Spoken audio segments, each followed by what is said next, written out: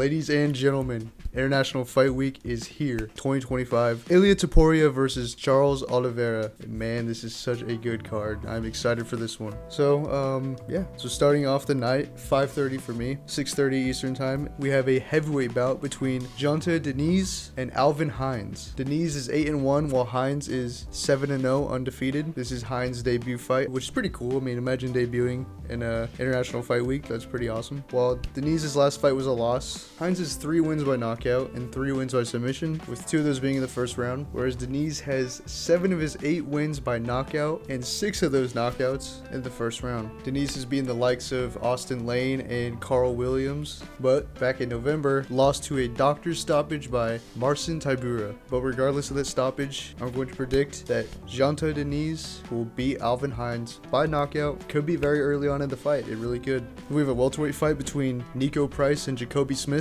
Price is 16-8, while Smith is 10-0 undefeated. 8 of those 10 wins are by knockout. This is Smith's second fight in the UFC, his first fight being a knockout over Preston Parsons, whereas Price has been fighting in the UFC since 2016, going on a 3-fight win streak and then losing to Vicente Luque, then going back and forth, winning a couple, then losing some, and then eventually running into Luque again and losing, then getting beaten by Michel Pereira, getting knocked out by Phil Rowe, Robbie Lawler, then getting a win, and then losing to Themba Garimbo. So I think it's safe to say Jacoby Smith is going to knock out Niko Price probably early on yet again. That was our featured early prelim. Moving on to the first prelim of the night, we have Terrence McKinney versus Vyacheslav Borshcev. And this sounds like a very, very fun lightweight fight. McKinney is 16-7 and Borshcev is 8-5. Borshcev, 6 of those 8 wins are by knockout, 3 of them being in the first round. And yeah, I mean, you can just tell by his record, he goes back and forth, winning, losing, winning, losing. McKinney, though, half of his wins are by knockout and the other half are by submission. And all but one of those finishes have been in the very first round. McKinney's UFC career has not seen one decision. He started off by KOing Favola, then submitting Ziem, then getting KO'd by Dober, then submitting Gonzalez, then getting KO'd by Bonfim, getting submitted by Sadikov, KOing Moreau, getting KO'd by Ribovics, and then KOing Hadzovic. So honestly, Borshcev, he's a dog, but I think McKinney's going to take the fight here, and he's obviously going to finish him in he's either going to be KO or submission. Either or, 50-50 chance. Borshcev has mainly lost by decision and lost by submission once by the great Chase Hooper. So with that being said, I guess McKinney will probably submit Borshcev. Then we have a women's flyweight bout between Viviane Araujo and Tracy Cortez. Cortez is 11-2. Her most recent fight being against the former champion Rose Namajunas, lost by decision. Out of her 11 wins, she only has 1 knockout and 1 submission. Tracy Cortez was on a 5-fight win streak before she ran into Rose Namajunas, which was her first main event in the UFC in the city of Denver, Colorado, where again, lost by decision. So Cortez's career has only seen decisions in the UFC. Araujo has a record of 13-6, 3 wins by knockout, 4 wins by submission, and 4 first-round finishes. Araujo's UFC career has also seen mainly decisions, so I think it's safe to say this fight will probably end in a decision. And while I really want Tracy Cortez to win, you know what? I think she will win. She's lost to only one of the best women's flyweight fighters in the world, so I believe that she will beat Viviane Araujo by decision, probably unanimous to be honest with you. Then, featherweight bout between Haider Amil and Jose Miguel Delgado. Delgado is 9-1 and Amil is 11-0 undefeated. 5 of Delgado's 9 wins are by knockout and 4 by submission, so all finishes, and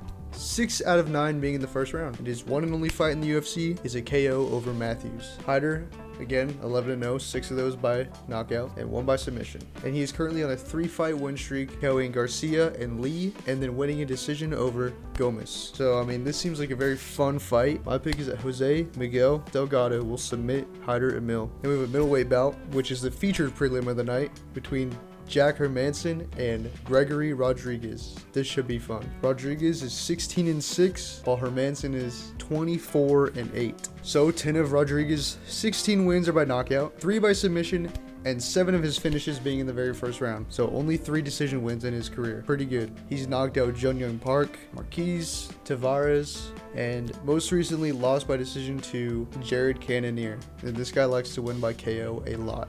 Hermansson has a few notable wins. He submitted Mearshart first round, that's why Mearshart lost. Submitted Kelvin Gastelum, beat Edmund Shabazian by decision, beat Chris Curtis by decision, and beat Joe Pfeiffer by decision. So he does finish, but it seems like the more elite wins he has, I say elite, I'm not really that elite like Joe Pfeiffer and Chris Curtis, but by decision. However, I think Gregory Rodrigues will add another KO to his resume and knock out Jack Hermansson, and he is the projected favorite, so that's a pretty safe pick. Now, kicking off the main card, we have Peyton Talbott versus Felipe Lima. And wow, what a good fight we have here. This is prospect versus prospect. This is the fight to see who continues to build their hype. And of course, they still will have the opportunity to build their hype if whoever loses, but this is really gonna show who is the better of the two prospects. Peyton Talbott is 9-1, and Felipe Lima is 14-1. Both only have 1 loss in their careers. 14 of Felipe's wins are by knockout and 3 by submission. In his UFC career, he has submitted Naimov and then decisioned Johns. Whereas Peyton Talbott has 7 of 9 of his wins being by knockout and 1 by submission. He debuted with a 3rd round submission and then knocked out Cameron Simon in the 2nd round. Then got a 1st round KO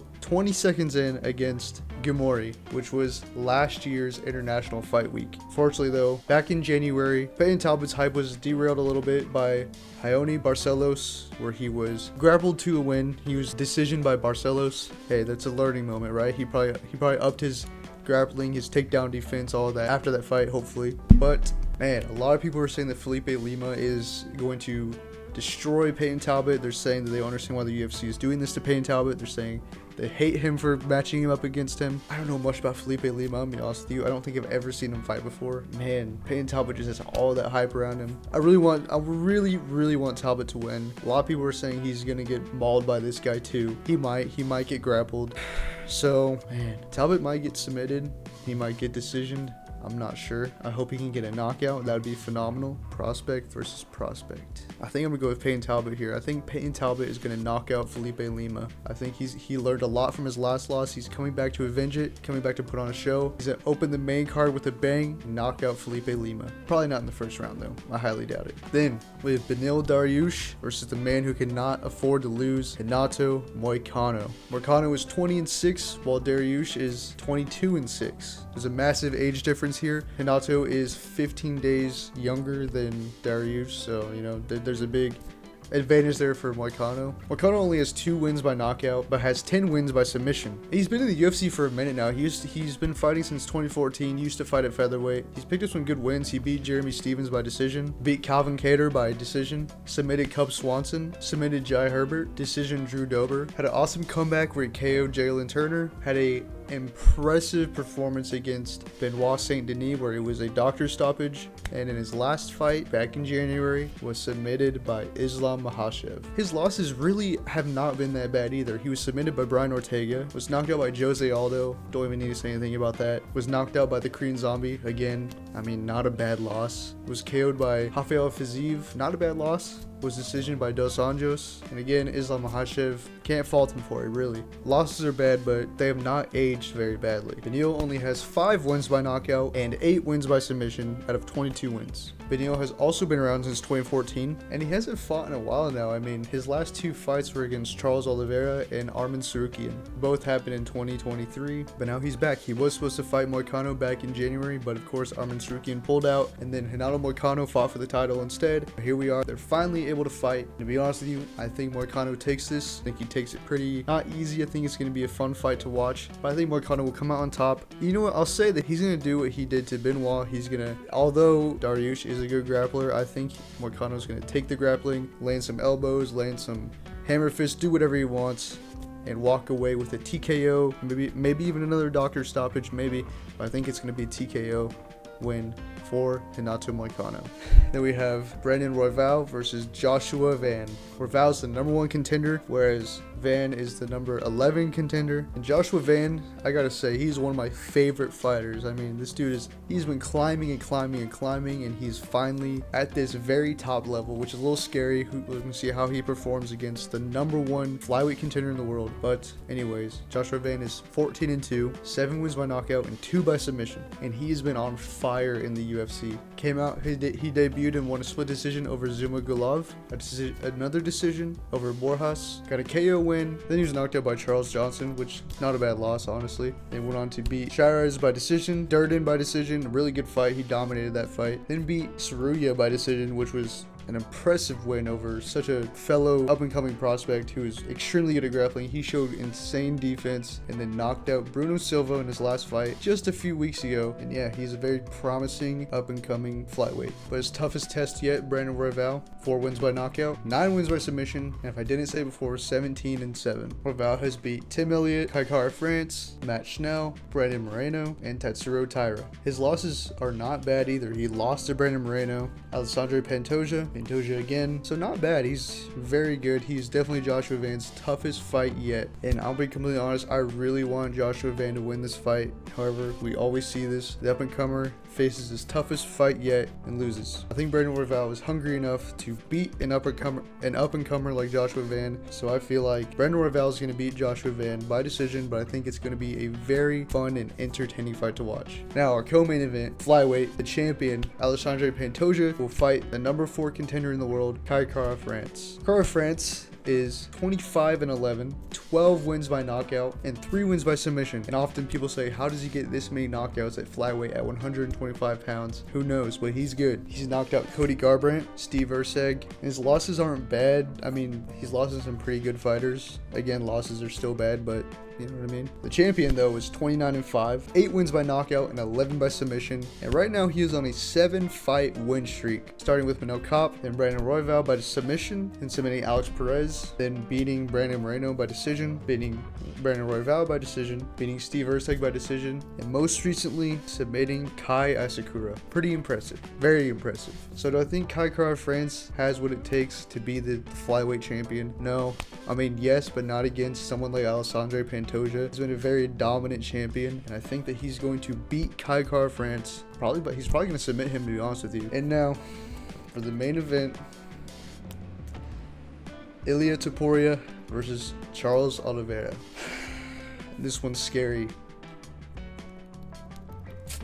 We have Ilia undefeated 16-0 versus Charles, who is 35-10. 10 of his wins are by knockout, and 21 of his wins are by submission. Charles Oliveira has been in the UFC for a very long time, starting at featherweight, where he started in 2010. Back then, he was known as a quitter. Most famously in his fight against Max Holloway, he kind of apparently tore something in his throat and had to put his arm out and basically gave up, is what they say. They say he gives up a lot. However, he had kind of like a second awakening, if you will, where he went on to submit Clay Guida, kicking off an 11-fight winning streak. He got 4 submissions back-to-back, then got 2 knockouts back-to-back, then got a submission over Kevin Lee, a decision over Tony Ferguson, then knocked out Michael Chandler in the second round to become the lightweight champion, defended against Dustin Poirier and Justin Gaethje, where he submitted both of them, and then was stopped by Islam Makhachev, where he was submitted by Islam. Islam became the lightweight champion, but Charles Oliveira came back, TKO'd Beneil Dariush, had a very controversial, which I think he won, loss to Arman Tsarukyan.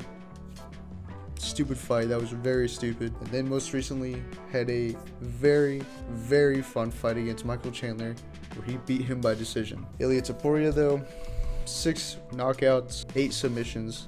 Former featherweight, now moving up to lightweight to try to become a 2-weight class champion. Obviously undefeated in the UFC. Has beat names like Ryan Hall, Jai Herbert, Bryce Mitchell, Josh Emmett, Alexander Volkanovski, and Max Holloway. His last 2 wins against Volk and Max. Now is trying to get the vacant lightweight title. He's a negative 440 favorite as of recording this. And let's be honest, he's probably going to knock out Charles Oliveira. Do I want him to? Not at all. I want Charles Oliveira to win. I want Charles Oliveira to be the first to take Ilia's undefeated record, but I don't think it's going to happen. So, Ilia says he's going to knock him out in the first round.